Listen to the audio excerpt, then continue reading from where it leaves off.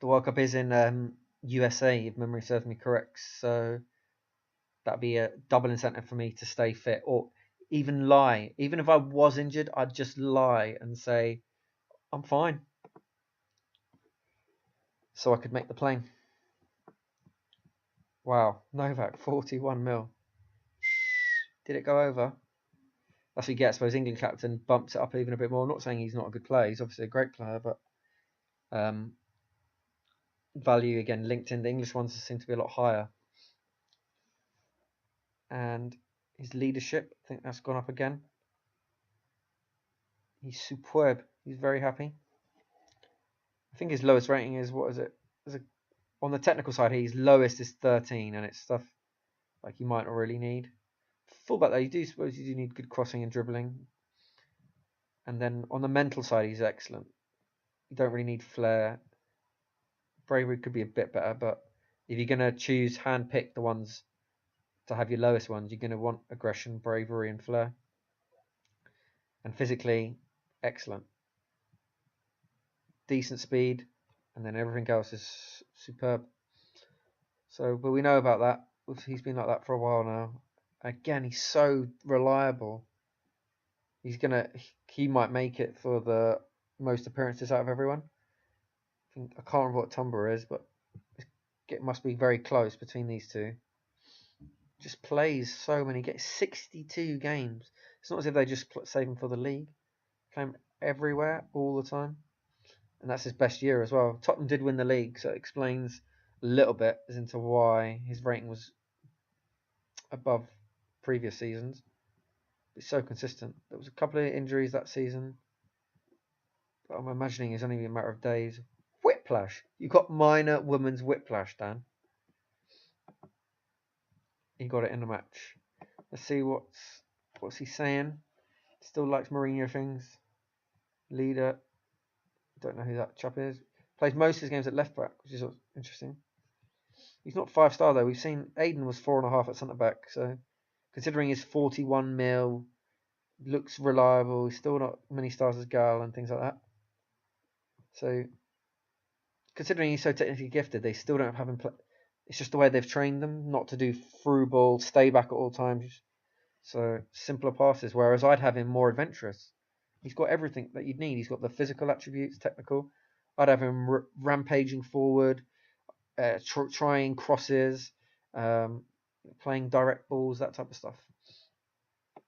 But again, it's the game. They're just more realistic. They're just standard fullback. Make them rounded, solid, hard to break down, defensive minded. Because that's why he's still got 9 assists, considering they've trained him to be defensive. And internationally, he's amazing for them. That leadership, I think, giving him the armband does improve him on the international stuff. But let's see if he's Tottenham's captain as well. He meant he would have lifted the Prem title. Not sure if there's a way of checking. I think he was injured or he didn't play. Oh, there he is. He's there. Beasley. Is he still at Tottenham? Oh, yeah. Just surprised he's in the lineup because he never really featured. There's no way of telling, I don't think.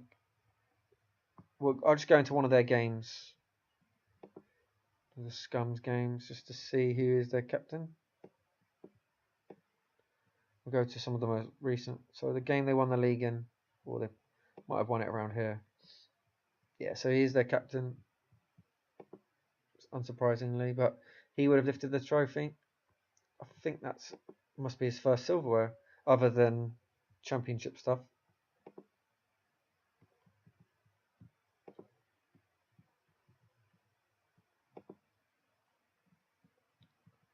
Can't even see it now. I don't know what's going on. There it is. And they won the Capital One Cup. I didn't see that because Beasley obviously probably didn't play. Beat United in the final. Novak played. We got subbed.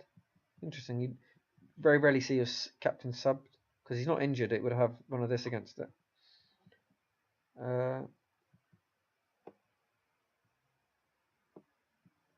So he's won a couple of trophies this year. Tottenham finally, after 60 years of not doing anything, I don't know if it's even longer. I can't remember when they actually won. I think they won the league title in 61. So 40, 65 years. So he was appointed Tottenham captain in 2025.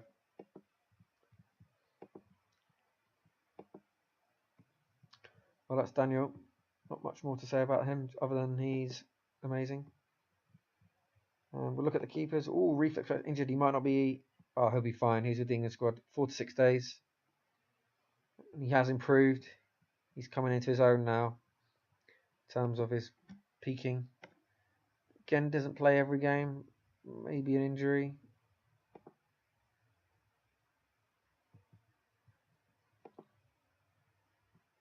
He's at 3 months, so yeah, he would have played every game, but for the injury, he's the first choice. Check out his personal details. White Horse things. 3-star goalie. Still got probably a couple of years improvement in him. And then Concentration, who he beat in the grudge match in the FA Cup final. Also very good. Communication's gone up. That's would have started at 10, I imagine. But he's playing for a shitter team. And he was also missed a lot, so he was probably injured as well. Yep. They even get the same injuries. Alright, we've got a few minutes. I'll quickly try and whiz through what happened in this qualification shenanigans. Because the last time I left it, I thought Ireland were going to smash it. They'd only played 2 games, but I didn't really fear any of the opposition. So this is their World Cup groups. They are there. Cameroon, Australia, Belgium. Grudge match against Belgium. Cameroon can be very good in this game, so that's a tougher group than it sounds on paper. Alright, so they lost to Austria 1-0. John, Gal, Connor, McShane, Baldwin. I came off the bench, so Connor got booked. McShane, Baldwin, Harry Kane. Still recognising a lot of this Irish team we've grown up with. But almost had all 4 of us. We drew against home to Norway, so we're dropping a lot of points. It's only John made it there, but it's away to Luxembourg. Got away with it. Connor again, getting a lot of bookings. Beat Wales, that was probably a key game. I imagine Wales were the other team in the group doing well. Ooh, just Connor missing from the famous back 4. But there he is. Me and John played well against Andorra, marauding down the flank. Gal Connor probably nothing to do, but so I think all of us played there except Beasley that could have played against Andorra. Gunnersbury v Andorra. Gunnersbury win 3-0. And that was a key result looking at the group, beating Norway away 2-1. So you can see how, in one of the saves, how they wouldn't have made it. So Wales came second. So that was a key match. If we hadn't beaten Norway away, that was the group there, basically. So, and then we lost to Algeria in a friendly recently. It's the most recent game. We've still got one stupid game before the World Cup, and it's happened before where we got injured. And considering all 6 of us are playing in the starting 11 before, it makes me think we'll play against Uruguay. So we're 1 game away from, if we can survive an injury in the training, for playing in the World Cup final or finals. Okay, we'll look at England now. We all know we're there now just because of seeing the squad and things like that.